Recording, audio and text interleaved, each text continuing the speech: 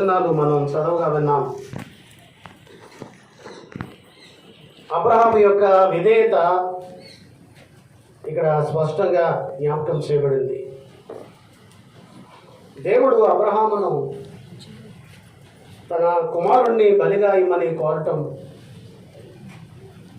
దేవుడు అడిగింది, నీ ఒక్కడై నీవు ప్రేమించుచున్న నీ కుమారుడైన ఇస్సాకును బలిగా ఇమ్మని కోరాడు. ఎద్దులు కాదు, గొర్రెలు కాదు. 25 సంవత్సరాల నిరీక్షణ తరువాత దేవుడు అబ్రహాముకి ఇచ్చిన కుమారుడు ఇస్సాకు 25 సంవత్సరాల తర్వాత, అంటే 75వ సంవత్సరంలో వాగ్దానం చేశాడు దేవుడు. అబ్రహాము 100వ సంవత్సరంలో ఇస్సాకు జన్మించాడు. అలా 25 సంవత్సరాల నిరీక్షణ తర్వాత పుట్టిన కుమారుడు, ఏకైక కుమారుణ్ణి దేవుడు బలిగా ఇవ్వమని కోరగా అబ్రహాము అందుకు సమ్మతించాడు. అంత మాత్రమే కాక అబ్రహాముకు దేవుడు చెప్పిన మాట, 3 దినాల ప్రయాణమై వెళ్ళి మోరియా పర్వతం మీద ఆ కుమారుణ్ణి బలిగా అర్పించమని కోరాడు. ఆ 3 దినాల ప్రయాణం, తగిన సమయం అన్నీ అబ్రహాముకు ఇవ్వబడ్డాయి. ఒకవేళ 1 దిన ప్రయాణం అయిన తర్వాత ఎందుకు వచ్చింది, ఒకగానొక కుమారుని ఎలా నేను బలిగా ఇవ్వగలను అని వెనక్కి తిరిగి వచ్చేవచ్చు. అబ్రహాము యొక్క విధేయత, విశ్వాసం ఏమిటో దేవుడు పరీక్షిస్తూ ఉండగా అబ్రహాము దేవుడు చెప్పినట్టుగా చేయటానికి ఇష్టపడ్డాడు. దేవునికి విధేయుడయ్యాడు. 3వదిగా అబ్రహాము చెప్పిన విశ్వాసపు మాటలు మనం గమనిస్తే, తన పరివారితో వెళ్ళి మీరు ఇక్కడే ఉండండి, నేను ఈ చిన్నవాడు వెళ్ళి బలి నప్పించి తిరిగి వస్తామన్నాడు.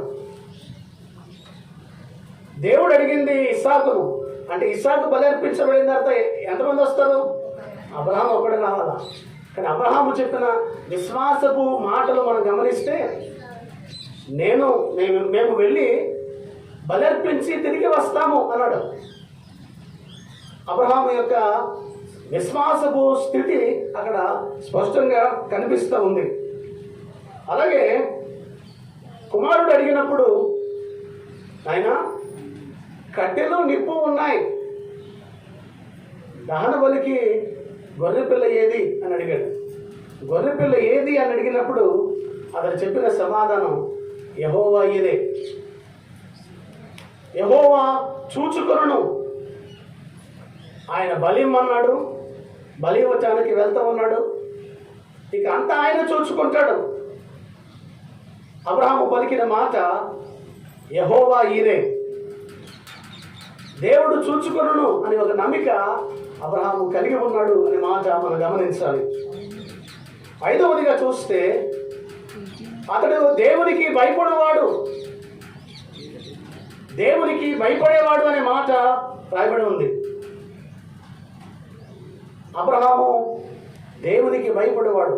ఆ బలిని అర్పించబోతుండగా దేవదూత కనబడి, నీవు దేవునికి భయపడేవాడు అని అంటే ఏం చెబితే అది చేయటానికి అతడు ఇష్టపడ్డాడు గనక, నువ్వు దేవునికి భయపడేవాడు అని ఇందు మూలముగా నాకు తెలియచుంది.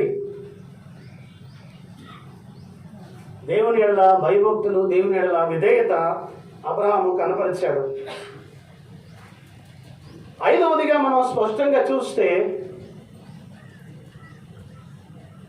అబ్రహాము ఇస్సాకును బలిగా అర్పించటానికి కత్తిని ఎత్తగా, ఇక ఒక క్షణం ఉంటే ఇస్సాకు తల తెగిపడిపోతుంది. వెంటనే దేవుడు అబ్రహాము ఆగు అని అబ్రహామును ఆపాడు. అక్కడ మనం స్పష్టంగా గమనిస్తే, దేవుడు తన సమయంలో తన కార్యాన్ని చేస్తాడు అనే విషయాన్ని మనం అక్కడ గమనిస్తాం. 1 నిమిషం అటు కాదు, 1 నిమిషం ఇటు కాదు. 1 నిమిషం అటు అయితే అబ్రహాము యొక్క విశ్వాస విధేయతలు కనిపించవు. 1 నిమిషం ఇటైతే ఇస్సాకు చనిపోయి ఉంటాడు. దేవుడు తన సమయంలో తన కార్యాన్ని నెరవేరుస్తాడు అనే దానికి ఇన్ టైంలో దేవుడు అబ్రహామును ఆపిన విధానం అక్కడ మనం స్పష్టంగా చూడగలుగుతున్నాం. అంత మాత్రమే కాక ఇస్సాకుకు మారుగా పొట్టేలు అర్పించబడటం అంటే మానవాళికి మారుగా యేసయ్య గొర్రెపిల్లగా అర్పించబడటాన్ని మనకు జ్ఞాపకం చేస్తూ ఉంది. పోయిలారా, మరి స్పష్టంగా మనం గమనిస్తే వాక్య భాగంలో చిన్నవాడు అనే మాట రాయబడింది, కానీ కట్టెలు మోయగలిగిన ఆ వాడు అంటే చిన్నపిల్లడు కట్టెలు మోయలేడు. అంత బలి అర్పించడానికి తీసుకెళ్ళి కట్టెలు మోయడం అంటే చిన్న పిల్లవాడికి అది సాధ్యం కాదు. అబ్రహాము ఆ కట్టెలు ఇస్సాకు గారి మీద నెత్తి మీద పెట్టాడు, అంటే అది మోసాడు అని అంటే ఇస్సాకు మామూలు మరీ చిన్నపిల్లవాడు కాదు, మరీ పెద్దవాడు కాదు. కానీ తండ్రి ఎలా అయితే దేవునికి విధేయుడయ్యాడో కుమారుడైన ఇస్సాకు కూడా తండ్రికి విధేయుడవటం ఇక్కడ మనం స్పష్టంగా చూడగలం. ఈనాటి దినాలలో ఒకవేళ మన బిడ్డలకి ఏదైనా చెప్పామనుకోండి, పిల్లలు పలానా చోటుకు వెళ్ళాలంటే మొట్టమొదటి ప్రశ్న ఏంటి? ఎక్కడికి వెళ్ళాలి, ఎందుకు వెళ్ళాలి, ఎందుకు ఏమిటి అని ప్రశ్న మొదట వేస్తారు. కానీ ఇస్సాకు అలాంటి ప్రశ్న వేయలేదు. తండ్రి చెప్పాడు, యెహోవా ఇరే అన్నాడు, అంతే. తండ్రి మీద నమ్మకంతో వెళ్ళిపోయాడు. తండ్రి విధేయత, కుమారుని విధేయత కూడా ఇక్కడ మనం గమనిస్తూ ఉన్నాం. ఎంతగా విధేయత చూపించారంటే ఆ 22వ అధ్యాయంలో దేవుడు అబ్రహామును పరిశోధింపగా అనే మాట రాయబడింది. అంటే పరిశోధన జరిగింది అబ్రహాముకు. ఆ పరిశోధనలో అబ్రహాము పరిశోధించబడినప్పుడు అబ్రహాము దేవుని పరిశోధనలో విజయాన్ని పొందాడు విధేయత ద్వారా. ఈరోజు మానవాళికి లేదా విశ్వాసులుగా మనకు కావాల్సింది ఏమిటంటే విధేయత చాలా అవసరం. విధేయత లేకుండా ప్రభు యొక్క కృపను మనం పొందుకోలేం అనే విషయాన్ని సమయంలో జ్ఞాపకం చేస్తున్నా. ఈ పాఠ్య భాగంలో 3 విషయాలు గమనిస్తే అబ్రహాము చేసిన 3 పనులు స్పష్టంగా గమనించినప్పుడు, ఒకటి, అతను చేసిన పని ఏంటంటే దేవుడు అబ్రహాముకు చెప్పిన చోటు చూచాడట. ఆ 4వ వచనంలో జ్ఞాపకం చేయబడింది. ఎక్కడికి వెళ్ళమన్నాడో అబ్రహాము ఆ చోటును చూశాడు. రెండవదిగా చూస్తే దేవుడు తనతో చెప్పిన చోటుకు వెళ్ళాడు. 9వ వచనంలో రాయబడింది. అలాగే 16వ వచనంలో దేవుడు తనతో చెప్పినట్లు చేశాడు. ఈ 3 కార్యాలు ఈ అధ్యాయంలో మనం చాలా స్పష్టంగా గమనిస్తాం. దేవుడు చెప్పిన చోటు చూడటం, దేవుడు చెప్పిన చోటుకు వెళ్ళటం, దేవుడు తనతో చెప్పినట్లుగా చేయటం. విధేయత యొక్క లక్షణాలు ఇక్కడ చాలా స్పష్టంగా మనకు కనిపిస్తూ ఉన్నాయి.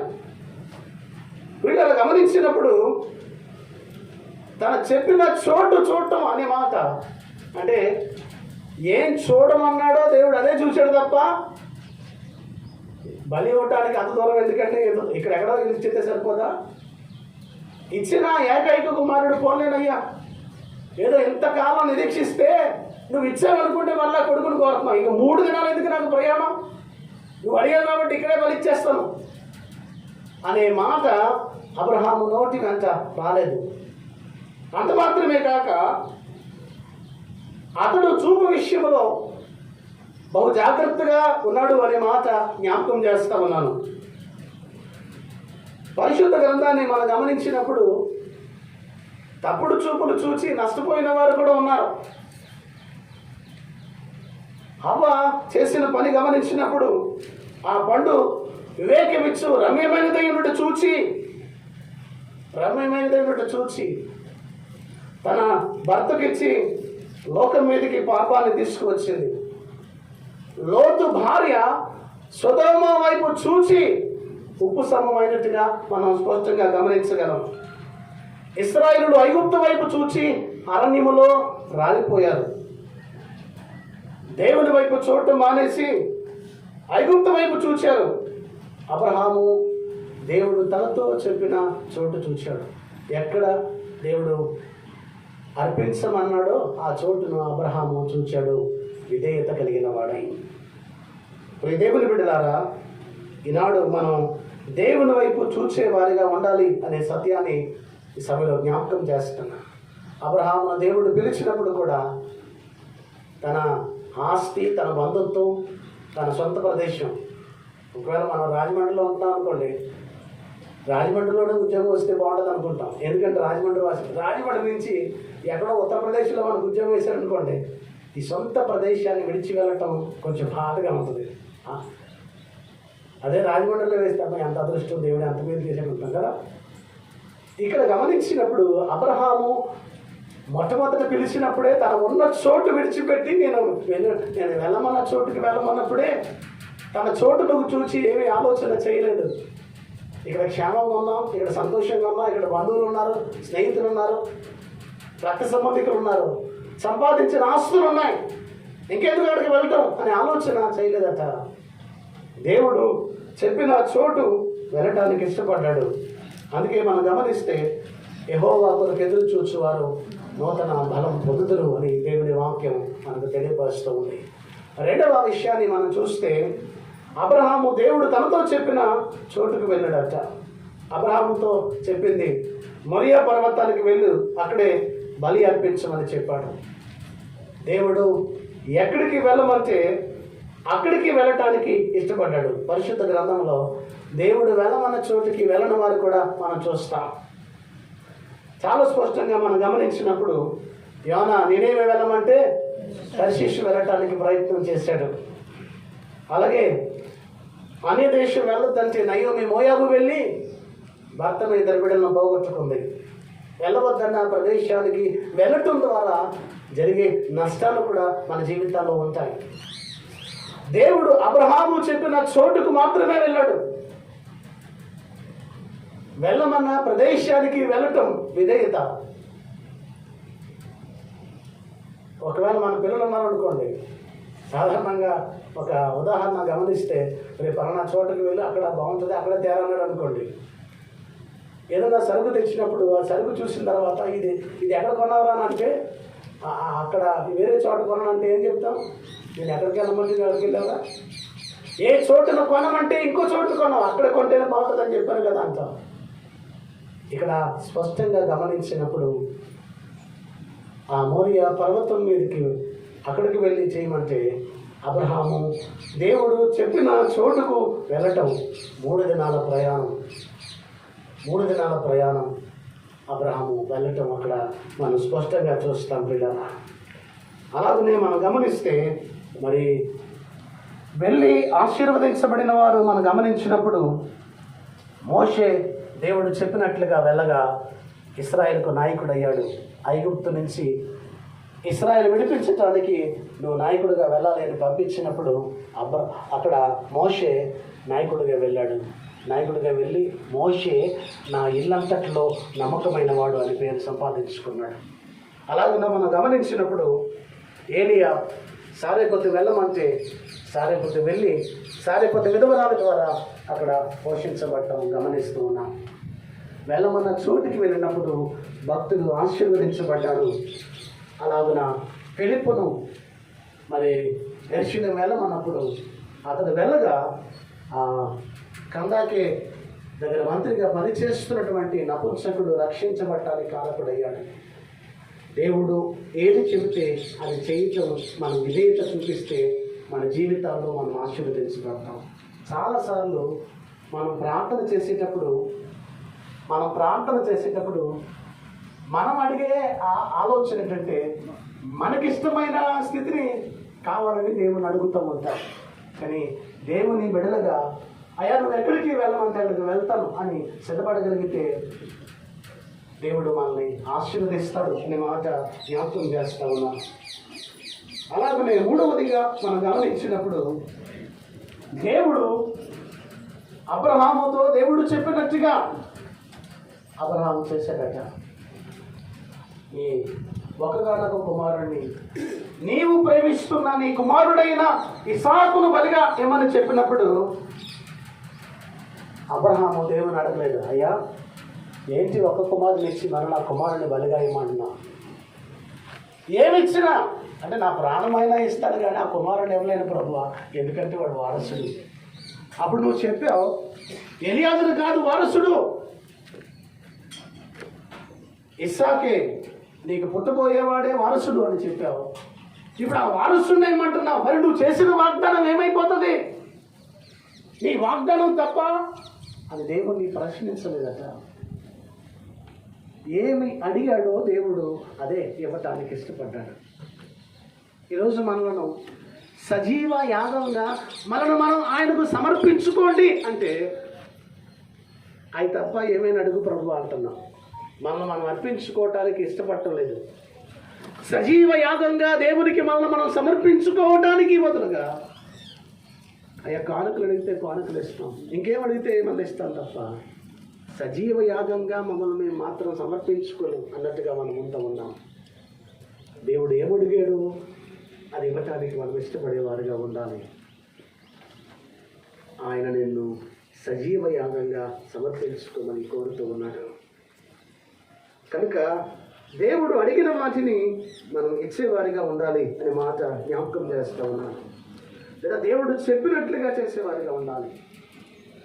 నోవాహు దేవుడు చెప్పినట్లు చేశాడు. జల ప్రళయం నుండి తన కుటుంబాన్ని రక్షించుకున్నాడు. దేవుడు చెప్పినట్లు చేసిన కుటుంబం ఎన్నటికీ ఆశీర్వదించబడుతుంది. దేవుడు చెప్పినట్లుగా చేస్తే మన కుటుంబాలను దేవుడు దీవిస్తాడు అనే సత్యాన్ని మనం గుర్తెరగాలి. ఈరోజు దేవుడు చెప్పినట్లుగా చేయకపోవటం వలన అనేకమైన అనర్థాలు, అనేకమైన ఇబ్బందులు, అనేకమైన కష్టాలు, అనేకమైన నష్టాలు కలుగుతూ ఉన్నాయి. ఉదాహరణ, దేవుడు చెప్పినట్టుగా మనుషులు నడవకపోవటం చేత ఈరోజు ఈ 3 వేవులు చూసాం మనం. కరోనా 3 వేవులు కారణం ఏంటంటే దేవుడు చెప్పినట్లు మనుషులు నడవకపోవటమే. గమనించండి పిల్లలా, ఆది కాలం నుండి జరుగుతూ వస్తున్న నష్టాలు చూస్తే మనుష్యులు దేవుడు చెప్పినట్లుగా చేయకపోవటం మూలంగానే, ఇశ్రాయేలు దేవుడు చెప్పినట్లుగా వినకపోవటం మూలంగానే అశ్షూరు చెరకు వెళ్ళారు, బబులోను చెరకు వెళ్ళారు, తమ శత్రువుల చేత బాధించబడ్డారు. కారణం ఏమిటంటే దేవుడు చెప్పినట్లుగా వారు చేయకుండా ఉన్నారు. దేవుని బిడ్డలారా, అబ్రహాము చేసిన విధేయమైన కార్యం దేవుడు చెప్పినట్లు చేశాడు. ఈరోజు నీవు నేను కుటుంబంగా మనం దేవుడు చెప్పినట్లుగా చేస్తే బహుశ్రేష్టంగా ఆశీర్వదించబడతాం అనే సత్యాన్ని ఈ సమయంలో జ్ఞాపకం చేస్తూ ఉన్నాను. మనం ఎంతగా మరి ఆయన చెప్పినట్లుగా చేస్తే, ఆయన అంటాడు యోహాను 15:14 ఆయన ఆజ్ఞాపించినవి చేసినట్లా మీరు నా స్నేహితులై ఉందురు అన్నాడు. ఆయన ఆజ్ఞాపించినట్టు ఆయన చెప్పినట్లు చేస్తే ఆయనకు మనం స్నేహితులుగా ఉంటాం. అలాగే చూస్తే పేతురు ఆయన చెప్పినట్లు చేయగా రాత్రంతా వల వేశాం, ఒక్క చేప దొరకలేదు. చేపలు పట్టడంలో పేతురు చాలా ఎక్స్పర్ట్. ఆ గలిలయ సముద్రంలో ఎక్కడ ఎలాంటి చేప దొరుకుతుందో ఎరిగినవాడు. అలాంటి వాడు రాత్రంతా ప్రయాసపడినా ఒక చేప పట్టలేకపోయాడట. ప్రభు చెప్పాడు, దోణి లోపలికి తీసుకువెళ్ళి వల వేయండి అంటే ఆయన ఒక మాట చెప్పాడు, రాత్రంతా ప్రయాసపడ్డాం కానీ నీ మాట చెప్పున చేస్తాం ప్రభువా. ఆయన మాట చెప్పున చేయగా విస్తారమైన చేపలు పట్టారు. ఒక దోణి కాదు, 2 దోణులు చేపలు పట్టారు. ఆయన మాట చెప్పున చేయటం ద్వారా విస్తారమైన చేపలు పట్టడం అక్కడ మనం స్పష్టంగా గమనించగలుగుతున్నాం. ఆయన మాట చెప్పున ద్రాక్షరసం అయిపోయినప్పుడు కనాను విందులో యేసుప్రభు పరిచారకులకు చెప్పిన మాట, ఆ తల్లి ఉంది, ఆయన మీతో చెప్పినది చేయండి, ఆయన మీతో చెప్పినది చేయండి. మనుషుల మట్టుకు 6 రాతి బాణలు నింపగా ఆ 6 రాతి బాణలు దాని రంగు మారిపోయింది, దాని రుచి మారిపోయింది. నీళ్ళకేం పెద్ద రుచి ఉండదు, నీళ్లకు రంగు ఉండదు, కానీ ఆ రంగు రుచి 2 మార్చబడ్డాయి. నీళ్లు మధురమైన ద్రాక్షరసంగా మార్చబడ్డాయి, నీళ్లు రుచికరమైనవిగా మార్చబడ్డాయి. ఆయన చెప్పినట్లుగా చేయటం ద్వారా నీళ్లు మధురమైన ద్రాక్షరసంగా మార్చబడ్డాయి. ఈరోజు దేవుడు చెప్పినట్లుగా మనం చేయటం ద్వారా మన జీవితాలు మధురంగా మార్చబడతాయి. గమనించండి పిల్లరా, అబ్రహాము విధేయత ఈరోజు మనకు నేర్పుతున్న పాఠం ఏంటంటే, నువ్వు విధేయుడై ఉన్నావా? దేవునికి విధేయత కలిగి నీ జీవితం ఉందా అని ఈరోజు దేవుడు మనం ప్రశ్నిస్తూ ఉన్నాడు. లెంటులోని 3వ ఆదివారం దినాన నీవు నేను ఎలాంటి విధేయత కనపరుస్తున్నామో ఒకసారి మనం ఆలోచన చేయాలి. ఆలీస్ అనేటువంటి ఒక 5 సంవత్సరాలు నిండిన పాప ఒకరోజు వాళ్ళ అమ్మ నాన్నతో కలిసి బయటకు వెళ్ళింది. అక్కడ ఒక పూసల దండ చూచింది. అది ఎంత అని అడిగితే దాని వేల 25 రూపాయలు చెప్పడం జరిగింది. డాడీ మమ్మీని అడిగి ఆ 25 రూపాయలు పెట్టి ఆ పూసల దండ కొనుక్కుందట. ఆ దండ కొనుక్కుని ఆ దండ చాలా బాగా ప్రేమించింది. స్నానం చేసేటప్పుడు తప్ప మళ్ళీ ఎప్పుడు దండ తీసేది కదట. ఒక దినాన డాడీ అడిగాడంట, అమ్మా ఆ దండి అని అడిగితే, డాడీ నా టెడ్డి బేర్ ఉంది కావాలి తీసుకోండి, నాది ఇంకో బొమ్మ ఉంది కావాలి తీసుకోండి, కానీ ఈ దండ మాత్రం ఏమన్నదట. మరొకసారి ఆయన అడిగాడట. అడిగిన ఆమె ఏమన్నదంటే, నేనేమను డాడీ, వేరే ఏదైనా కావాలి తెస్తాను తప్ప ఈ ముత్యాల దండ నేనేమను అని చెప్పి ఆ పూసల దండ ఇవ్వనని చెప్పి ఆమె చెప్పడం జరిగింది. ఒక దినాన్న వాళ్ళ డాడీ మరి ఒక ఊరు వెళ్ళి వచ్చినప్పుడు ఆయన ఒక బాక్స్తో వచ్చాడు. అసలు ఇప్పుడు ఏమవుతుందో అని చూడటానికి, అమ్మా ఇప్పుడైనా పూసల దండ ఇస్తామా అంటే, తీసుకో డాడీ అని ఆ డాడీ చేతిలో పెట్టిందట. ఆయన తన చేతుల నుంచి ఒక బాక్స్ తీసి ఆ బిడ్డ చేతిలో పెట్టాడు. ఆ బిడ్డ చేతిలో పెట్టగా అది తీయగా అది ఒక ముత్యాల హారం. చాలా అబురిపడిపోయిందట ఆ పాప. నేను ఒక సత్యాన్ని జ్ఞాపకం చేయడానికి మాటలు తెలియపరుస్తుంది. ఏంటంటే, ఏదైనా మనం ఇస్తేనే పొందగలం, ఇయ్యుడి అప్పుడు నీకు ఇయ్యబడును. దేవుడు మనం ఏమన్న దాన్ని ఇస్తే మనం పొందుకోగలం అనే మాట జ్ఞాపకం చేస్తా ఉన్నా. అబ్రహాం ఇవ్వటానికి వెనుకాడలేదు, అబ్రహాం పొందుకున్నాడు.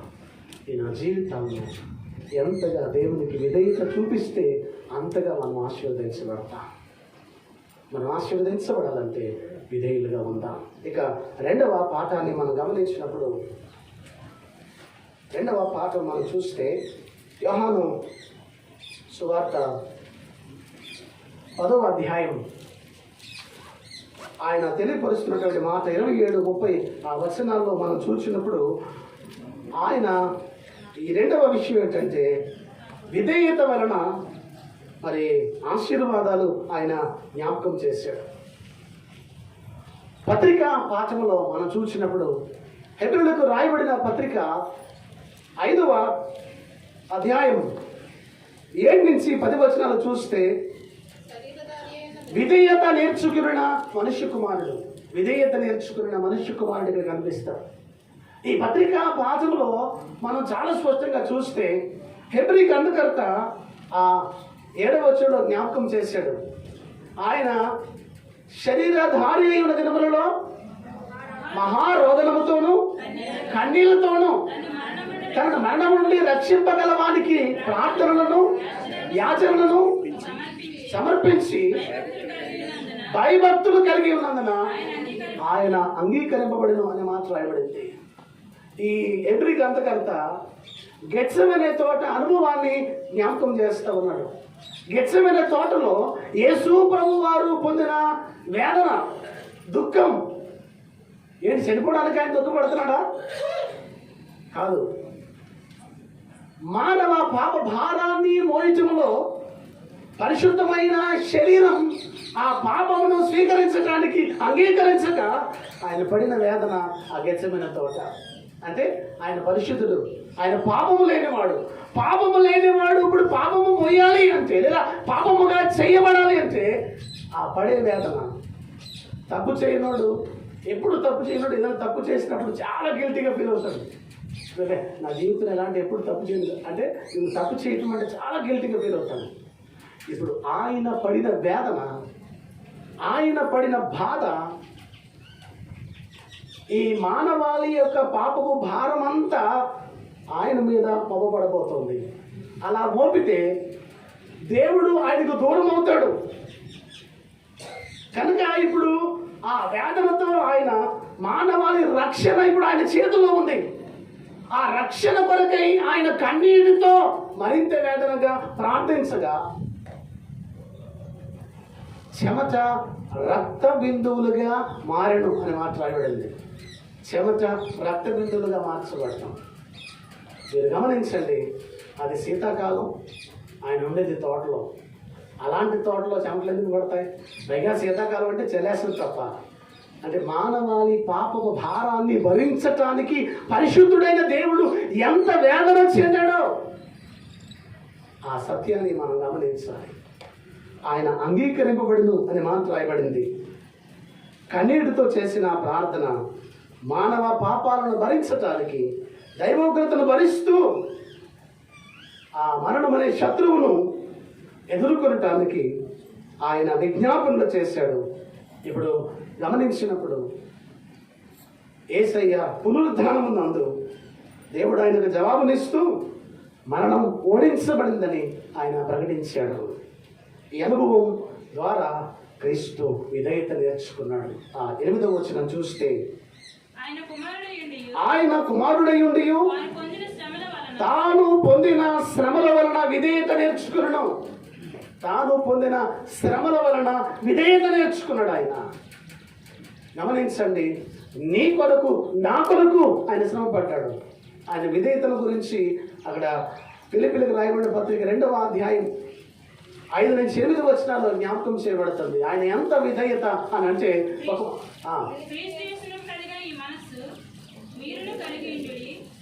ఇంక పైకమ్మా ఫిలిప్పీయులకు రాయబడిన పత్రికలో దాసుని స్వరూపము ధరించి రిక్తులుగా చేసుకుని మరణం పొందినంతగా, మనుషుల పోలికగా పుట్టి దాసుని స్వరూపం ధరించుకుని తను తానే రిక్తునిగా చేసుకుని మరియు ఆయన ఆకారమందు మనుషులుగా కనబడి మరణం పొందినంతగా, అనగా శిలువ మరణం పొందినంతగా విధేయత చూపిన వాడై తను తాను తగ్గించుకున్నాడు. విధేయత చూపిన వాడై. గమనించండి, ఆ శిలువ మరణానికి ఆయన సిద్ధపడటం ఆయన చూపిన విధేయత జ్ఞాపకం చేయబడుతుంది.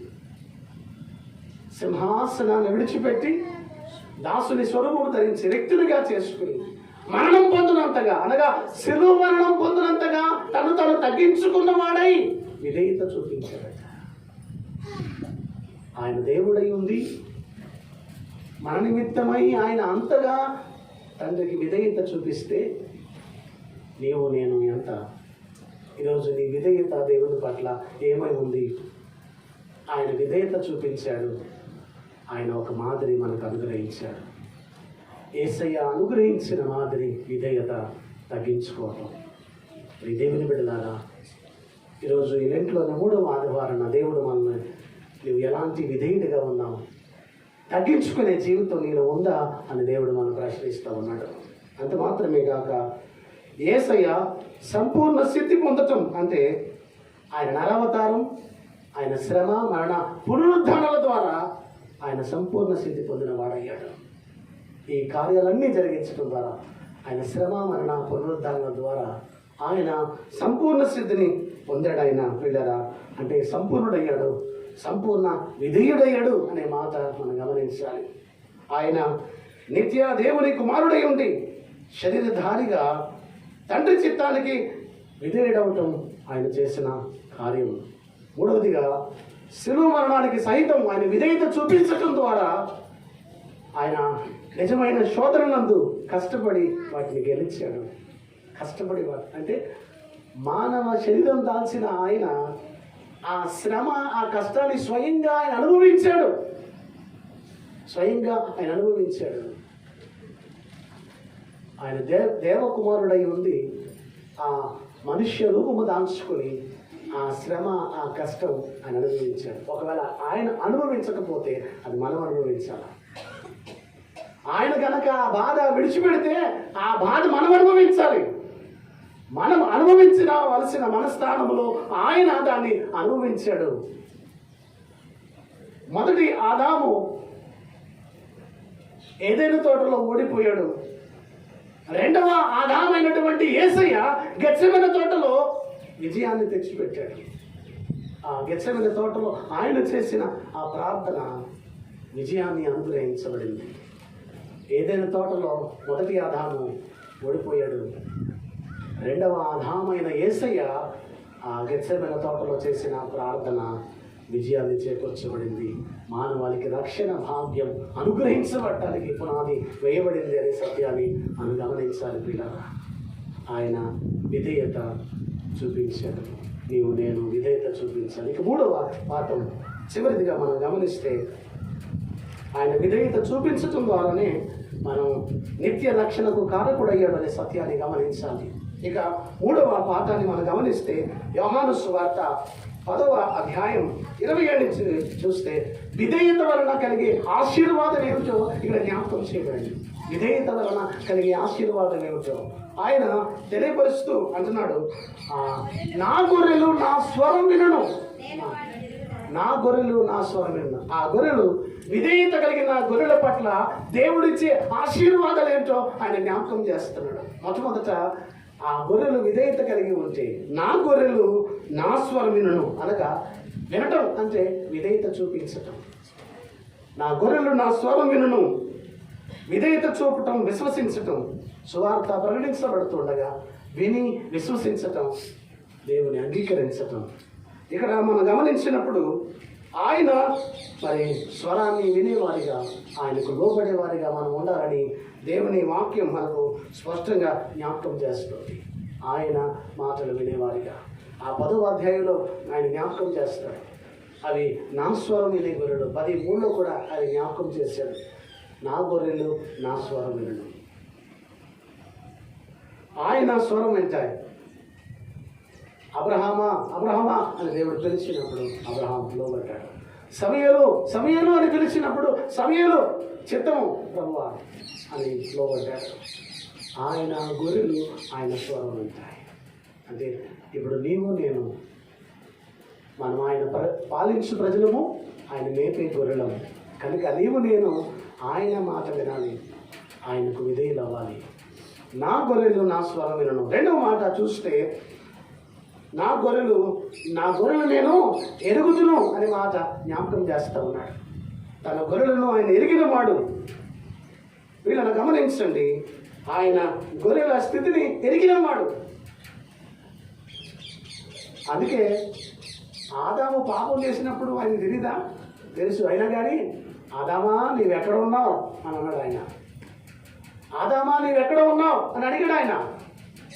ఆదాము పాపం చేసి చెట్ల చాటును దాక్కున్నప్పుడు ఆ గొర్రె తప్పిపోయిన గొర్రె అయిపోయింది, ఇక చెట్ల చాటును దాక్కుంది. ఆదామా నీవెక్కడ ఉన్నావు అని ప్రశ్నించాడు. నిన్ను నన్ను ఎరిగినవాడు ఆయన. నీ బలహీనత ఏమిటి ఎరిగినవాడు, నీ పాపం ఏమిటి ఎరిగినవాడు, నీ స్వభావం ఏమిటి ఎరిగినవాడు. గమనించండి పిల్లరా, ఒకవేళ మనుషుల దగ్గర మనం ఎంతగా నటించినా కానీ మన స్వభావం, మన అంతరంగం ఏమిటో ఎరిగిన దేవుడు అని మాట జ్ఞాపకం చేస్తూ ఉన్నా. మన అంతరంగిక స్వభావాన్ని ఎరిగిన దేవుడు. ఆ నిజమైన గొర్రెల కాపరి తన గొర్రెలను ఎరిగిన వారిగా ఉంటాడు. ఆయన తన గొర్రెలు ఎరిగిన వాడు. అందుకే మీరు గమనించండి, మనం చూస్తే ఈ గొర్రెల కాపరి గొర్రెలు తీసుకువెళ్తా ఉన్నప్పుడు ఆ గొర్రెల స్థితి ఎరిగిన వాడు నడవలేని గొర్రెలు ఏం చేస్తాడు? భుజం మీద పెట్టుకుని మోసుకెళ్తూ ఉంటాడు. ఎందుకంటే ఆ గొర్రె స్థితి అతనికి తెలుసు, నడవలేదు కనుక. కొన్ని గొర్రెలకు అవి ఆ చెట్లు కొమ్మలు అందుకోలేవు. ఆ గొర్రెల కాపరి ఏం చేస్తాడు? ఆ కొమ్మ కిందకు దించి వాటికి అందిస్తాడు. తన గొర్రె స్థితి ఎరిగిన వాడు. అంటే తన గొర్రెకి ఏం కావాలో, తన గొర్రె స్థితి ఎలా ఉందో, ఆ గొర్రె గాయమైనప్పుడు దాని గాయం కడతాడట ఆ గొర్రెల కాపరి. అంటే ఆ గొర్రె యొక్క ఆ బాధను ఆయన తీర్చడానికి ఇష్టపడతాడు. ఎరగటం అంటే ఎన్ని సత్యాలు దాగి ఉన్నాయి. నీ బాధ, నీ కష్టం ఎరిగినవాడు, నీ అవసరత ఏమిటో ఎరిగినవాడు దేవుడు. గమనించండి పిల్లరా, అతి కాపరికి నువ్వు లోబడితే నీకు ఆశీర్వాదం. అతి కాపరికి అంటే నీకేంటి అవసరమో, ఏమి అవసరమో ఆయన ఎరిగినవాడు అనే సత్యాన్ని గమనించండి. నడవలేని గొర్రెలు భుజం మీద మోస్తాడు. ఆహారం లేని గొర్రెలకు ఆహారాన్ని సమకూరుస్తాడు. అవి ఎక్కడ విశ్రమిస్తే క్షేమమో అక్కడ వాటిని ఉంచుతాడు. ఆ ఎరిగిన కాపరి తన గొర్రెలకు ప్రమాదం లేకుండా కాపుదల కాస్తాడు. మూడవదిగా మనం గమనిస్తే ఆయన గొర్రెలు ఆయన వెంబడించును, ఆయన గొర్రెలు ఆయన వెంబడించును. పేతురు అంటాడు యోహాను సువార్త 6వ అధ్యాయంలో, అందరూ వెళ్ళిపోతున్నారు, కొంతమంది ఏమో ఆయన వెంబడించిన వారు ఎలా అంటారంటే, ఆ స్వస్థత కార్యాలు చూసినప్పుడు అబ్బా ఈయన కూడా ఉంటే ఏ అనారోగ్యం రాదురా అంటే, ఆయన ఒక ఏ అనారోగ్యం వచ్చినా ఆయన స్వస్థపరుస్తాడు. ఇంకొంతమంది ఎలా అంటారంటే, ఆయన కూడా వెళ్తుంటే భోజనం లోటు ఉండదు, ఎక్కడికి వెళ్తే అక్కడ ఆహారం పెడతా ఉన్నాడు ఆయన, ఇక ఆయన కూడా వెళ్ళిన వారికి ఏ లోటు ఉండదు అనే భావంలో ఉండాలి.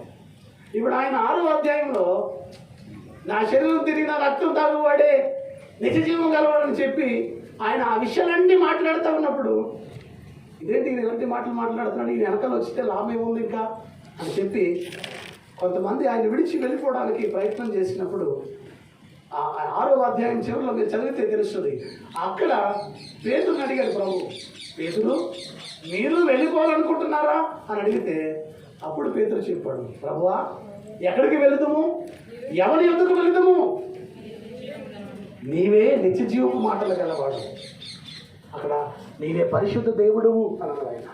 అయ్యో మేము ఎవరి దగ్గరికి వెళ్తాం, నీవే నిత్య జీవపు మాటలు గలవాడు, నీవే దేవుని పరిశుద్ధుడవు, ఎక్కడికి వెళ్ళం ప్రభువా. ఈ వచ్చిన వాళ్ళు స్వరాలు ఆపేక్షించి వచ్చిన వాళ్ళు కనుక వాళ్ళు వెళ్ళిపోతారు, కానీ మేము వెళ్ళాం,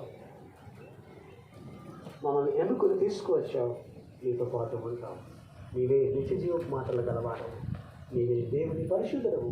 గమనించండి పిల్లరా, ఆయన మాటలు, ఆయన వెంబడించే గొర్రెలు ఆయన మాట వింటాయి అనే మాట ఈ సమయంలో జ్ఞాపకం చేస్తూ ఉన్నాను. నిజమైన కాపరిని గుర్తించి ఆ కాపరి అడుగుజాడలు నడుస్తాయట ఆయన గొర్రెలు, ఆయనను ఎరిగిన గొర్రెలు, ఆయన స్వభావాన్ని ఎరిగిన గొర్రెలు ఆ కాపరిని అంటిపెట్టుకుని ఉంటాయి, ఆ కాపరి వెంబడే ప్రయాణిస్తాయి, ఎందుకంటే ఆ కాపరి క్షేమాన్ని ఎరిగినవి కనుక. 4వదిగా గమనిస్తే, నేను వాటికి నిత్య జీవమును ఇస్తున్నాను అన్నాడు ఆయన. నిత్య జీవమును ఇస్తున్నాను అని వాటికి నిత్య జీవం ఇచ్చే దేవుడు ఆయన. అదే కేవలం విశ్వసించడం ద్వారా నిత్య జీవం, వాడు నశించక నిత్య జీవం పొందినట్లు ఆయన అనుగ్రహిస్తారు. ఆయన విశ్వసించడం ద్వారా నిత్య జీవాన్ని అనుగ్రహిస్తారని వాగ్దానం చేస్తున్నాడు. మీరు ఇంటికి వెళ్ళక చదవండి, యోహాను 4:14 యోహాను రాసిన మొదటి పత్రిక 5:12 నిత్య జీవం అనగా శాశ్వత జీవాన్ని ఆయన ఇస్తారని వాగ్దానం చేశాడు. మీరు దేవుని బిడ్డలారా, 5వదిగా చూస్తే ఆయన అంటాడు, అవి అన్నిటికీ నశించవు. గమనించండి, అవి ఎన్నటికీ నశించిపోకుండా ఆ గొర్రెలన్నిటికీ భద్రత క్షేమాన్ని ఇచ్చేవాడు ఆయన. అందుకే ఆయన అన్నాడు, నన్ను వెంబడించిన గొర్రెలు, నన్ను అనుసరించిన గొర్రెలకు క్షేమం, వాటికి నిత్య జీవం ఇచ్చుచున్నాను, అవి ఎన్నడూ నశింపవు అనే మాట ఆయన జ్ఞాపకం చేశాడు. ఆయన ఎప్పటికీ క్షేమాన్ని అనుగ్రహించేవాడు. నేను కాపాడువాడు కొనుకడు నిద్రపోడు, పగలు ఎండదెబ్బని తగిలిన రాత్రి ఎండదెబ్బని ఏ అపాయము రాకుండా యెహోవా నిన్ను కాపాడును, ఆయన నీ ప్రాణమును కాపాడును. నీకెంత భద్రత ఆయనలో ఉంటే నీ జీవితానికి భద్రత దేవుడు మాత్రమే ఇవ్వగలడు, ప్రభువు మాత్రమే ఇటు భద్రత ఇవ్వగలడు. పిల్లరా, ఈరోజు మన జీవితాల్లో భద్రత లేని వారిగా ఉంటూ ఉన్నాం. మీరు గమనించండి, అనేక మంది భద్రత కోసం సెక్యూరిటీని ఏర్పాటు చేసుకుంటున్నారు. ఒక మంత్రి బయటకు వెళ్ళాలంటే వారికి భద్రత కావాలి, సెక్యూరిటీ కావాలి. కానీ ఈరోజు మన కొరకు దేవుడు భద్రత ఏర్పాటు చేశాడు. ఏంటంటే తన యొక్క భయభక్తులు గల వారి నిమిత్తము ఆయన దూత వారికి కావలి ఉండి వారిని సంరక్షించదు. వీళ్ళందరికీ భద్రత కావాలి, కానీ దేవుని విడలకట ఆయన దూత కావలి ఉండి వారిని రక్షించు. పిల్లరా, దేవుడు మన కొరకు ఏర్పాటు చేసిన భద్రత క్షేమం. అందుకే అంటాడు, అవి ఎన్నటికీ నశించవు,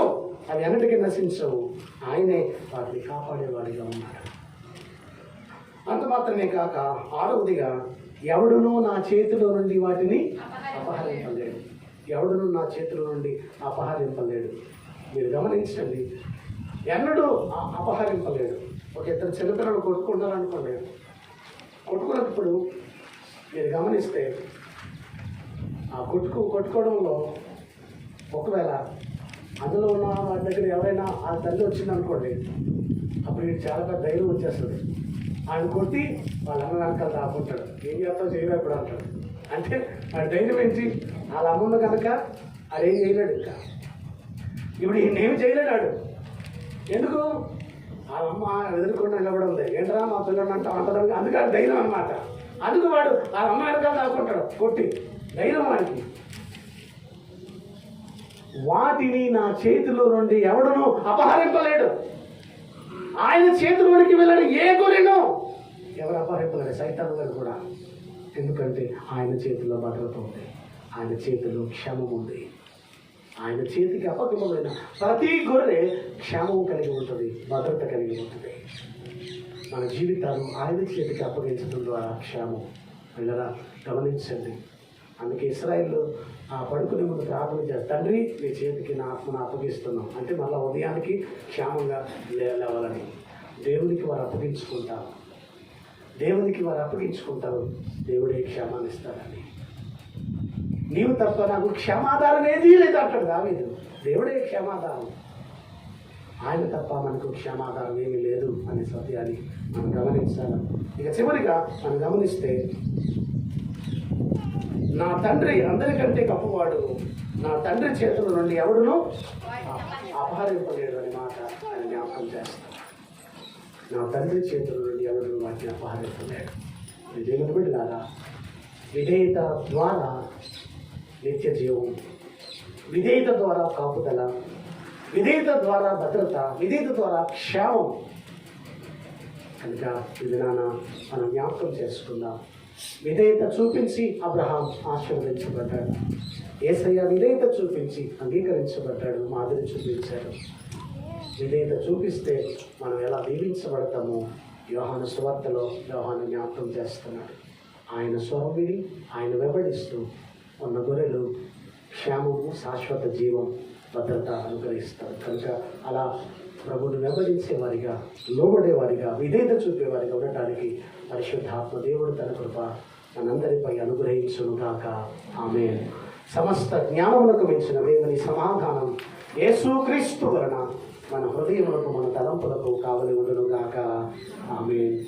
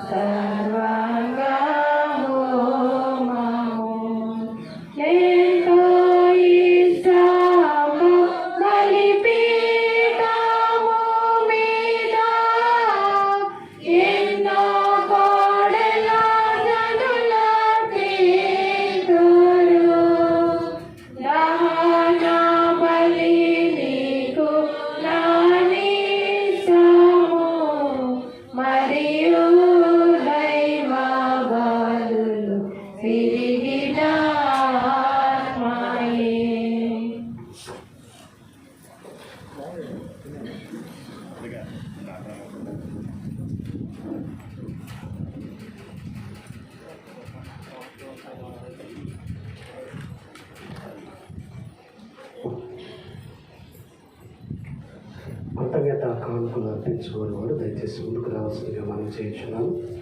దేవుడు మీ జీవితాల్లో చేసిన మేలుల కొరకై, మహోపకార్యాల కొరకై కృతజ్ఞత చెల్లించేవారు దయచేసి ముందుకు రండి.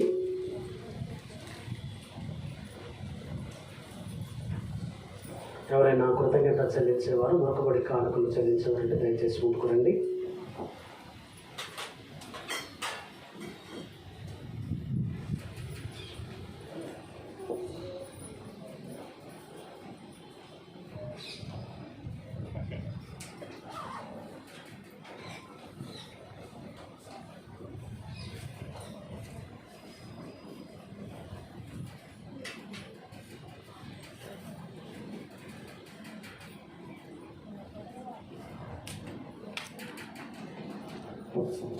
ప్రార్థన చేసుకుందాం. పరిశుద్ధమైన తండ్రి, ప్రేమ కలిగిన దేవా, మీ కృపగైన శ్రేష్టమైన నామానికి వందనాలు. కృతజ్ఞత చెల్లిస్తూ మీ పాదాల చెంత నిలబడిన మీ బిడ్డల కొరకై ప్రార్థన చేస్తున్నాం. మీ దాసులు రత్నకుమారి గారు, మిసెస్ చంద్రశేఖర్ రాజు గారు, విజయశ్రీ గారు, చంద్రరావు గారు మీరు జ్ఞాపకం చేసుకోండి. వారి జీవితాల్లో మీరు చేసిన మెరల కొరకై, మహోపకార్యాల కొరకై మీ కృపను జ్ఞాపకం చేసుకుని కృతజ్ఞత చెల్లిస్తూ మీ పాదాల చెంత ఉన్నారు. ఆశీర్వదించమని వేడుకుంటున్నాం. వారి కష్టార్జితాల నుండి మీ సన్నిధికి అర్పించబడిన కానుకలు మీరు అంగీకరించండి. శ్రేష్టమైన ప్రతి ఈవియు, సంపూర్ణమైన ప్రతి వరమును, పరసంబంధమైన జ్యోతిర్మైన మీ ఎదురుండ వచ్చిన మా తండ్రి, మీ కృప దీవులతో ఈ కుటుంబాలను నింపండి, లోటు లేకుండా చేయండి. మీ మహిమలో వారి ప్రతి అవసరం తీర్చండి. కృతజ్ఞత చెల్లించుట యందు మీరు విస్తరించుడి అని మీరు సెలవిచ్చారు. వారిని ఆశీర్వదించమని అడుగుతున్నాం ప్రభువా. ఇంకా కుటుంబాల్లో ఏ అవస్థలు ఉన్నాయో మీ మహిమలో తీర్చండి ప్రభువా. మీ దీవెన చేత నింపండి. నిన్ను విడవను ఎడబాయను అని సెలవిచ్చిన మీ కృప క్షేమములు వారి వెంట నడిపిస్తూ మీరు మహిమ పొందమని యేసు నామమున అడుగుచున్నాం తండ్రి, ఆమేన్. తండ్రి, కుమారుడు, పరిశుద్ధాత్ముని యొక్క త్రియేక దేవుని దీవెన సదా మీకు తోడుగా నడిపించునుగాక, ఆమేన్. వందనాలండి, వందనాలు. సంఘ కానుకలు సమర్పిస్తుండగా పుష్పరాజు ఒక ప్రత్యేక పాట పాడతాడు. అందుకంటే ముందుగా మరి ఒక సంతోషకరమైన విషయం ఏంటంటే, మన సంఘబిడ్డ మార్టిన్ సందీప్ ఏఎల్సి ఫైనాన్స్ బోర్డులో సభ్యునిగా మరి నియమించబడ్డాడు. అందరూ చప్పట్లు కూడా అంటాం. సందీప్ పొందుకురండి. మార్టిన్ సందీప్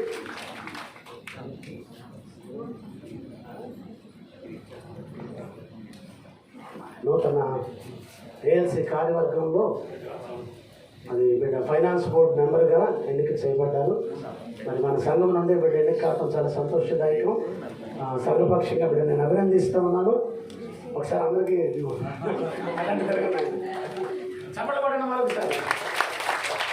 ప్రార్థన చేసుకున్నాం బిడ్డ కొరకు. మహాగరుడ, మహిమోన్నతుడ, గొప్ప తండ్రి, ఈ ఘనమైన నామానికి వందనాలు ప్రభువా. ఇదిగోనైనా కుమారుడు మార్టిన్ సందీప్ని బట్టి మీకు ప్రత్యేకంగా వందనాలు, స్తోత్రాలు. యవన బిడ్డ దేవుని కార్యాల పట్ల ఆసక్తి కలిగిన కుమార్తెగా బిడ్డ నడిపిస్తున్నారు.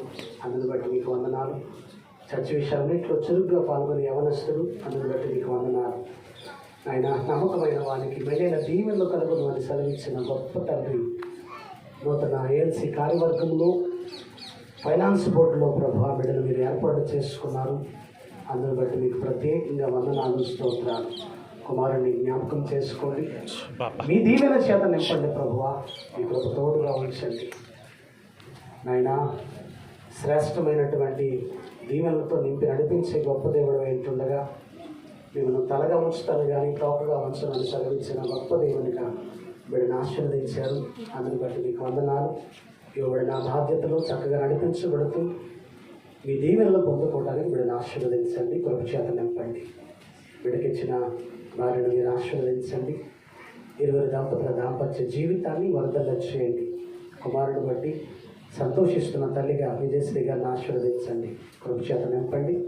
మీ కృపాక్షేమములు విడమని నడిపించి మీరు మహిమ పొందమని యేసు నామమున అడుగుచున్నాం తండ్రి, ఆమేన్. తండ్రి, కుమారుడు, పరిశుద్ధాత్మ యొక్క త్రియేక దేవుని దీవెన మీకు తోడుగా నడిపించును గాక.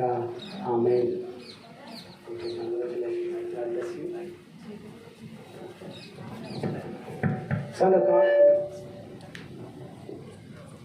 సంఘ కానుకలు సమర్పిస్తుండగా పుష్పరాజు ఒక ప్రత్యేక పాట పాడి వినిపిస్తాడు.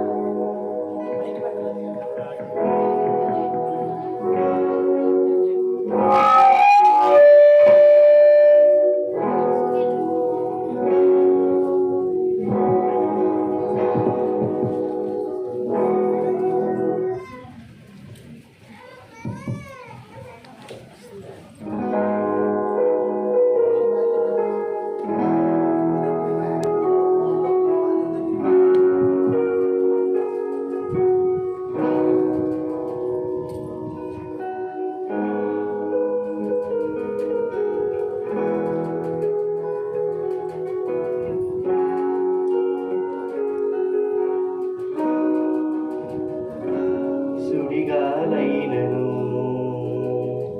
నిశ్చలముగా చేసెదవు, నీవే నా వరం,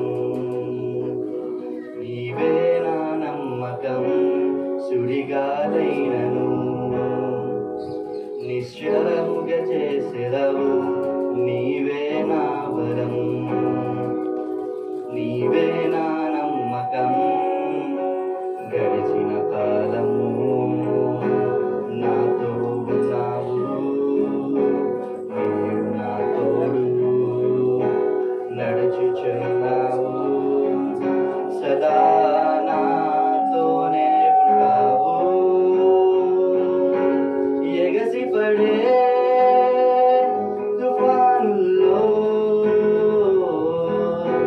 నీవే ఆశ్రయా దుర్గము,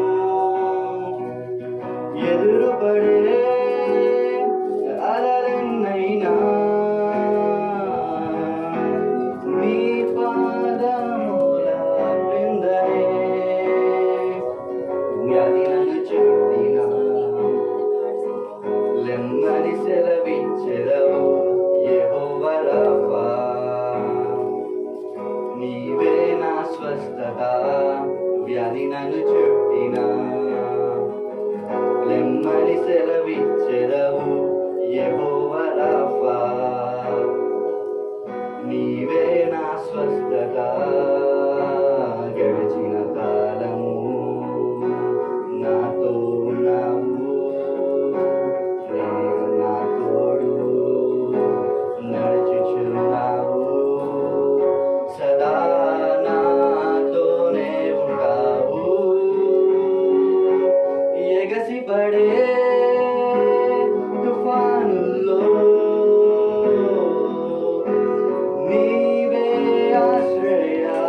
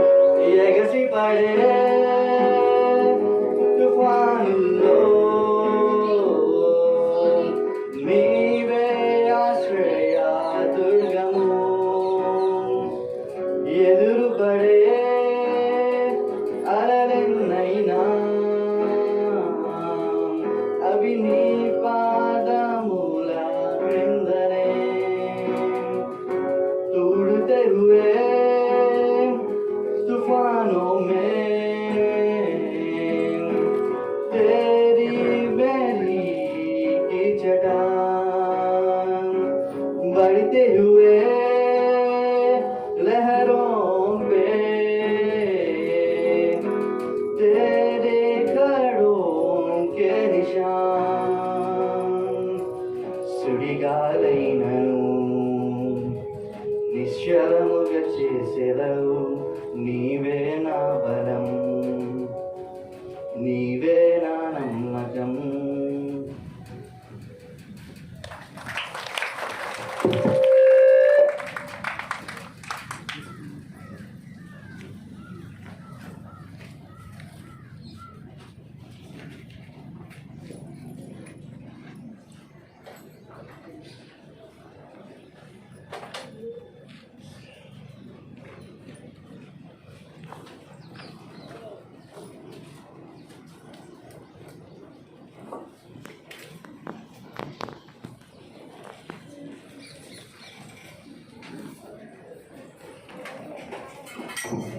నీకేచు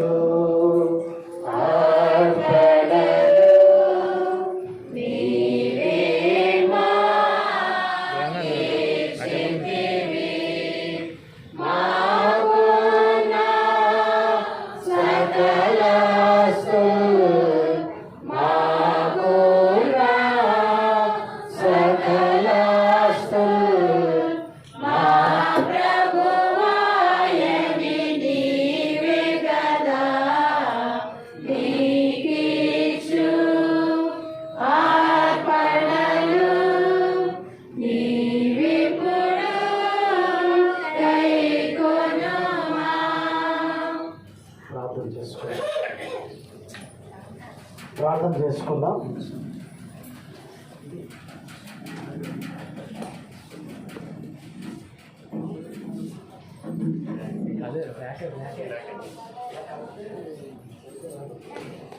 ప్రార్థన చేసుకుందాం. పరిశుద్ధమైన తండ్రి, ప్రేమ కలిగిన దేవ, మీ ఘనమైన శ్రేష్టమైన నామానికి వందనాలు. కృపకైన రక్షకుడా, ఇంట్లోని 3వ ఆదివారపు ఆరాధనలో మీ పరిశుద్ధ సన్నిధిలో మిమ్మల్ని ఆరాధించడానికి, స్తుతించడానికి, గణపరచడానికి కొరకు ప్రత్యేకంగా వందనాలు చెల్లించుకుంటున్నాం. మేమేమైతే ఉన్నామో అదంతా మీ ఉచితమైన కృప, మీ కనికరం తప్ప మరేమీ కాదు నాయనా. అందుని బట్టి మీకు వందనాలు. అర్పించబడిన కానుకలు మీరు ఆస్వాదించండి. వెదజల్లి అభివృద్ధి పొందువారు కలరు, తగిన దానికన్నా తక్కువ ఇచ్చి లేనికి వచ్చేవారు కలరు అని మీ వాక్యం సెలవిస్తూ ఉండగా ఇచ్చిన ప్రతి హస్తాన్ని మీరు ఆస్వాదించండి. ఈ దీవెనల చేత నింపండి ప్రభువా.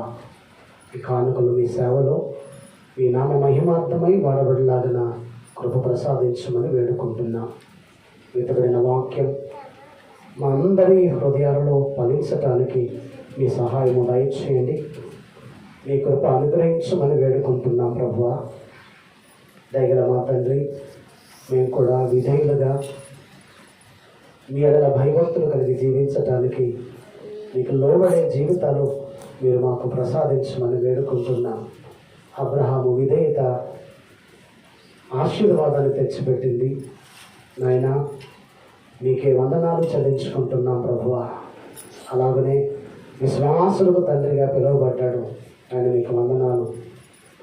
మీరు చూపించిన విధేయత మా నిత్య రక్షణకు కారణమైంది. అందును బట్టి మీకు వందనాలు. నాయనా, గొర్రెలు విధేయత చూపిస్తే పొందే ఆశీర్వాదాలు ఏంటో మీరు మాకు జ్ఞాపకం చేశారు. మీరు మేపే గొర్రెలుగా మీరు పాలించే ప్రజలమై ఉంటుండగా మీ స్వరం విని మీకు లోబట్టడానికి, మిమ్మల్ని వెంబడించడానికి కృప దయచేయండి. మాకు నిత్య జీవాన్ని ఇస్తారని వాగ్దానం చేశారు. నా చేతుల నుండి వాటిని ఎవడు అపహరింపలేడు అని మీరు సెలవిచ్చారు. ఆయన మీ చేతిలో మాకు భద్రత, క్షేమము, నిత్య జీవము కనుక విధేయత చూపిస్తే లభించే ఆశీర్వాదాలను మేము జ్ఞాపకం చేసుకొని విధేయులుగా మీరు ఇచ్చే గొప్ప దీవెనలు పొందుకోవటానికి ప్రతి బిడ్డను మీరు సిద్ధపరచండి. మీ కృప చేత నింపండి నాయన. జీవాధిపతివైన గొప్ప తండ్రి, రక్షణ లేని ప్రతి బిడ్డకు రక్షణ అనుగ్రహిస్తూ మీ కృప చేత నింపండి. ప్రతి నాలుక మీ నామమును ఒప్పుకున్నట్లు, ప్రతి కాలు మీ సన్నిధిలో వంగునట్లు మీరు మహిమ పొందమని వేడుకుంటున్నా. తండ్రి, మీకు వందనాలు, స్తోత్రాలు. నాయనా, మా దేశమును మా రాష్ట్రమును మీ ఆశీర్వాదం చేత నింపి మీ సమాధానమును దయచేయమని వేడుకుంటున్నాం. వందనములు చెల్లిస్తున్నాం ప్రభువా. నాయన, కేంద్ర పరిపాలకులు, రాష్ట్ర పరిపాలకులు తమ పరిపాలన సరిగా నిర్వహించడానికి కావలసినటువంటి నడిపింపును మీరు దయచేయండి.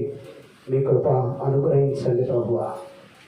ఈ సమయంలో పేదరికంలో బాధపడుతున్న వారి కొరకు ప్రార్థన చేస్తున్నాం. తండ్రి, వారి పేదరికం నుండి విడిపించండి. వారికి ఆహారాన్ని ప్రసాదించమని వేడుకుంటున్నాం ప్రభువా. అలాగే ఉక్రెయిన్ రష్యా మధ్య ఆ యుద్ధ వాతావరణం పూర్తిగా మాన్పివేయండి. ఆ యుద్ధం వలన ఉక్రెయిన్ ప్రజలు, సామాన్య ప్రజలు ఎంతగా నష్టపోయారు, ఆర్థికంగా, ఆరోగ్యపరంగా. అలాగే తమ ప్రాణాలు కోల్పోయిన వారు ఉన్నారు. ఆహారం లేక, త్రాగడానికి నీళ్ళు లేక బాధపడే పరిస్థితులు వారు ఉన్నారు. మీ కనికరాన్ని చూపించి ఆ యుద్ధం పూర్తిగా మాన్పివేయబడి మీకు స్తుతులు చెల్లించడానికి సహాయం ఇవ్వండి. ఆయన మీకు వందనాలు చెల్లించుకుంటున్నాం. మీ కనికరము చేత ఈ కరోనా థర్డ్ వేవ్ తగ్గిపోవడానికి మీరు సహాయం ఇచ్చారు. వందనాలు. మరలా ఎటువంటి వేవ్స్ రాకుండా చేయండి. మా దేశమును జ్ఞాపకం చేసుకోండి, స్వస్థపరచండి. ఆయన మీకే వందనాలు చెల్లిస్తున్నాం ప్రభువా. సమయంలో అనారోగ్యస్తులు బాధపడుతున్న ప్రతి బిడ్డను మీ దయగల గాయపడిన హస్తము చేత ముట్టి స్వస్థపరచండి, ఆరోగ్యం ఇవ్వండి. మా ప్రభువా, మా గురుదేవి గారిని, రోజ్మేరీ గారిని, మా ప్రభువా శాంతకుమారి గారిని, భాగ్యశ్రీని, అలాగే లక్ష్మీకాంత్ గారి కొరకు ప్రార్థన చేస్తున్నాం. స్వస్థపరచండి, ఆరోగ్యాల చేత నింపండి. సుశీల్ కుమార్ గారిని మీరు ముట్టండి, స్వస్థపరచండి, ఆరోగ్యం చేత నింపండి. ప్రభువా, నీకు వందనాలు చెల్లిస్తున్నాం. దయామయుడమైన గొప్ప తండ్రి, నాయనా, మరి రొమేనియా వెళ్ళినటువంటి మీ దాసు నాగరాజు గారికి కూడా మీకు ఒక తోడుగా వచ్చి నడిపించండి. ఆయన మీకు వందనాలు చెల్లిస్తున్నాం. దయామయుడమైన గొప్ప దేవా, ఇంకా మాకు తెలియకుండా బలహీనంగా ఉన్నవారు, అనారోగ్యంతో బాధపడుతున్న వారిని జ్ఞాపకం చేసుకుని మీరు ముట్టి స్వస్థపరచండి, ఆరోగ్యం చేత నింపండి. గర్భఫలము లేని బిడ్డలకు గర్భఫలం అనే బహుమానం ఇచ్చి ఆశీర్వదించండి, కృపగా ఇచ్చేయండి. మహిమగల తండ్రి, మీ సన్నిధిలో అడుగుతున్నాం. మా సంఘం కొరకు ప్రార్థన చేస్తున్నాం. 8 వారాలైంది మా ప్రభా, మందిరంలోకి వెళ్ళటానికి మీరే కృప చూపించమని వేడుకుంటున్నాం. నూతన అధ్యక్షులను మాకు ఇచ్చారు ప్రభువా, మీకు వందనాలు. నిన్నటిదిన వారు ప్రెస్ మీట్ పెట్టారు, అధ్యక్షులుగా వారు ప్రకటించుకున్నారు. త్వరలోనే మేము ఉత్తర్వులు పొందుకుని దేవాలయంలోనికి వెళ్ళటానికి మీ కృప రాయించమని మీ పాదాల చెంత మొరపెడుతున్నాం ప్రభువా, సహాయం చేయండి. నేను మీ మందిర ప్రసన్నత మేము అనుభవించడానికి మమ్మల్ని మీరు నడిపించమని వేడుకుంటున్నాం. ప్రతి విధమైన ఆటంకాలు యేసు నామమున మీరు లయపరచండి, కృప చేత నింపండి. మా సంఘంలోని ప్రతి కుటుంబాన్ని జ్ఞాపకం చేసుకోండి, ఆత్మీయంగా కట్టండి ప్రభువా. మీలో ఎదిగి ఫలించే ఆత్మీయ అనుభవాలు ఇవ్వండి. జరుగుతున్న మండలకాల ధ్యానాల్లో మీరు సహాయం ఇచ్చారు. 16 దినాల ధ్యానం చక్కగా జరిగించారు. మిగిలిన దిన ధ్యానంలో కూడా మీ కృప అనుగ్రహించండి. ప్రతి బిడ్డ ఈ ధ్యానంలో పాల్గొని ఆత్మీయ ఆశీర్వాదాలు పొందడానికి సిద్ధపరచమని వేడుకుంటున్నాం. వందనాలు చెల్లిస్తున్నాం. ఇదిగో నాయన, మా దేవాలయానికి కావలసిన వస్తువులు మీరు సమకూరుస్తున్నారు. ఇదిగో ఈ దినం నూతన టెంట్ ప్రభువా, మీ దాసుడు దాదా స్టిఫెన్ గారి కుటుంబం, వారి కుమార్తె శ్వేత ద్వారా ఈ నూతన టెంట్ ఆలయానికి బహుకరించడానికి కృప చూపించారు. ఇచ్చిన మీ దాసుడి కుటుంబాన్ని, ముఖ్యంగా కుమార్తెను జ్ఞాపకం చేసుకుని మంచి భవిష్యత్తు ఇచ్చి జీవితంలో స్థిరపరచండి. మీ దాసుడి కుటుంబం అంతటినీ ఆశీర్వదించండి. మీరు మహిమ పొందండి నాయన, మీకే వందనాలు చెల్లిస్తున్నా. దయగల ప్రభువా, ఇది ఆరాధనలో పాల్గొన్న ప్రతి బిడ్డను జ్ఞాపకం చేసుకోండి. పేరు పేరు చొప్పున ఆశీర్వదించండి. వారి ప్రతి అవసరత మీ మహిమలో తీర్చి మీరు మహిమ పొందమని, మీ కృప మాకు తోడుగా ఉంచమని, మళ్ళా రేపటి రాత్రి ధ్యానం కొరకు మమ్మల్ని అందరినీ సిద్ధపరిచి మీరు మహిమ పొందమని యేసు పరిశుద్ధ నామమున ఇక్కడ బ్రతిమాలి అడిగి వేడుకొనుచున్నాము తండ్రి. ఆమె పరలోకమందున మా తండ్రి, ఈ నామం పరిశుద్ధపరచుగాక, ఈ రాజ్యం వచ్చుగాక, ఈ చిత్తం పరలోకమందు నెరవేర్చున్నట్లు భూమి అందు నెరవేరను గాక. మా ఇంట్లో వారు దయచేయము. మీరు అపరాధం చేసిన వారు నేను క్షమించిన ప్రకారం అపరాధం క్షమించి మీ శోధనలోనికి దుష్టుని తప్పించుము. రాజ్యము, శక్తి, మహిమ నిరంతరము నీవైనవి. ఆమేన్.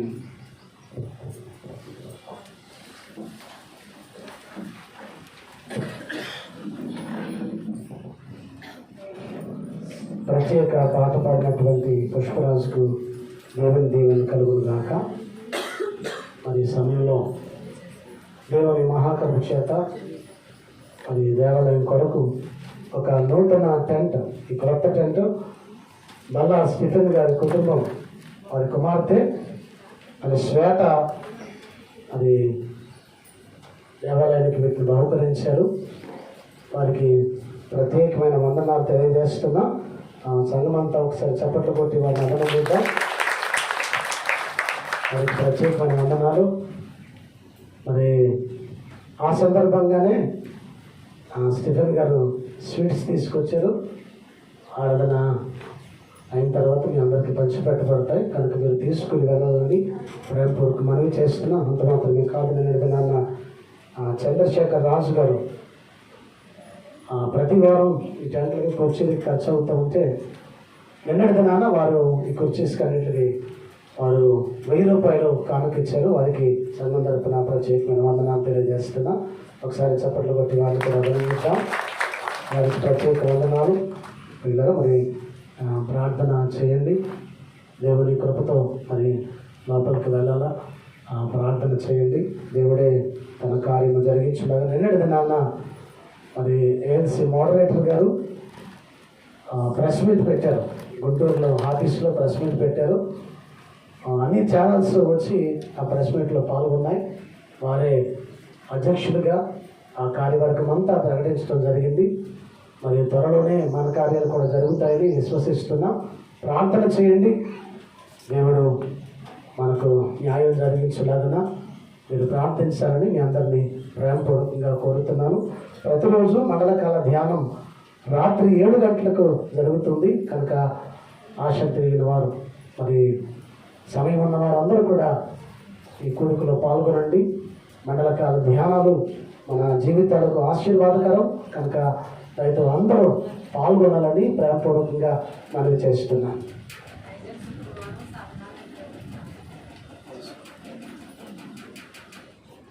గత 7 వారాల నుంచి ఒక్కొక్క గృహం దగ్గర శుక్రవారం ఉపవాస కూడిక జరుగుతుంది. మరి మెయిన్ ఉద్దేశం ఏంటంటే దేవుడు మన ఆశీర్వదించి మందిరంలోకి వెళ్ళాలని చాలా కన్నీటి ప్రార్థన అందరూ చేస్తున్నారు. సంతోషకరమైన విషయం ఏంటంటే మా స్త్రీలు ప్రార్థన చేస్తున్నాం ఏమేనంటే అన్నారు, కానీ మా పురుషులు కూడా చాలా బాగా ప్రార్థన చేస్తూ ఉన్నారు. వచ్చిన వారందరూ ఇంకొక విషయం ఏంటంటే సండే స్కూల్ పిల్లలు కూడా ప్రార్థన చేశారు. నేను శుక్రవారం వారు కూడా భారంతో ప్రార్థన చేశారు. సండే స్కూల్ పిల్లలు, అయ్యా మా మందిరం తెరవండి ఆయన అని వాళ్ళు కూడా ప్రార్థన చేశారు. పెద్దవారు మొదలుకొని చిన్నవారి వరకు ఆ మందిరం తెరవబడాలని. మరి ఇది చరిత్ర కలిగిన మందిరం, ఆశీర్వాదకరమైన మందిరం. ఎందుకంటే మిషనరీలు స్థాపించారు. వారు ఎంతో భయప్రయాసాలు కోర్చి త్యాగం చేసి ఇక్కడ పరిచయం చేసిన వారు స్థాపించిన మందిరం కనుక అది మనకు దీవెనకరం. ఆ దీవెనకరమైన మందిరంలోనికి తొందరగా వెళ్ళాలని మీ అనుదిన ప్రార్థనలో జ్ఞాపకం చేసుకోవాలని ప్రేమపూర్వకంగా మనవి చేస్తూ ఉన్నాను. వచ్చే శుక్రవారం సరళ గారి గృహం దగ్గర ఈ ఉపవాస కూడిక జరుగుతుంది. అది అందరూ పాల్గొనడానికి ప్రయత్నం చేయండి. సంఘంగా మనందరం ప్రార్థన చేద్దాం. కనుక శుక్రవారం ఉదయం 10 గంటల నుండి 1 గంట వరకు మాత్రమే, ఎందుకంటే సాయంత్రం మళ్ళా మండలకాల ధ్యానాలు ఉన్నాయి కనుక ఉదయం 10 గంటల నుండి 1 గంట వరకు ఈ ఉపవాస కూడిక జరుగుతుంది. ఆసక్తి కలిగిన వారు పాల్గొనాలని మీ అందరినీ ప్రేమపూర్వకంగా మనం చేస్తున్నాను.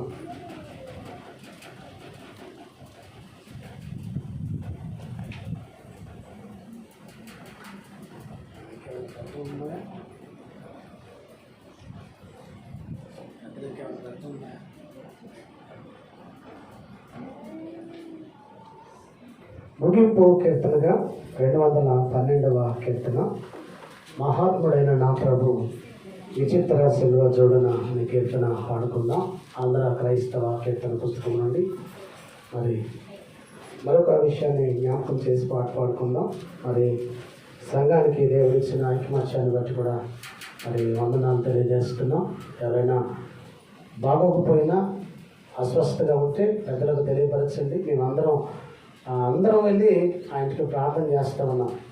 దేవుడు ఇచ్చిన ఇటు ఐక్య సహవాసాన్ని బట్టి నేను చాలా ఆనందిస్తూ ఉన్నాను. మన సంఘంలో ఎవరికి ఏ బాధ కలిగినా, ఎవరు అస్వస్థగా ఉన్నా ఆదివారము వేరొక రోజు పెద్దలు స్త్రీలు అందరూ కూడా ఆ ఇంటికి వెళ్తున్నాం. వాళ్ళు పలకరించి ప్రార్థన చేసి వస్తున్నాం. ఒకవేళ ఎవరైనా ఇలా బాగోకపోయినా మరి మీరు తెలియచేయండి. మీ గృహాన్ని దర్శిస్తాం, ప్రార్థన చేస్తాం, గమనించాలని ప్రేమపూర్వకంగా కోరుతున్నాను. 212వ కీర్తన. మహాత్ముడైన నా ప్రభు విచిత్ర శిలువ చూడనన్న కీర్తన పాడుకుందాం. మహాత్ముడైన నా ప్రభు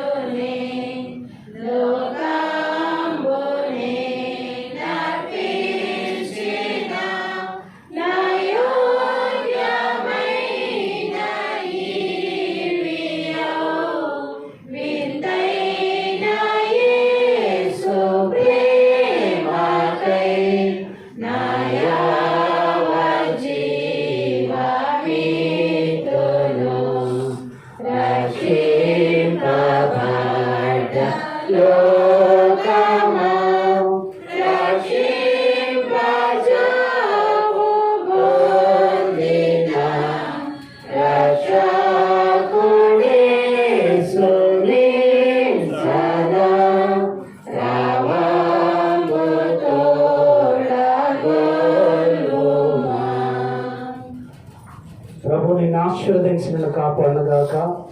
ప్రభు నీకు సన్నిధి ప్రకాశింపజేసి నిన్ను కరుణించుగాక. ప్రభు నీ మీద సన్నిధి కాంతి హృదయింపచేసి నీకు సమాధానము కలుగ చేయునుగాక.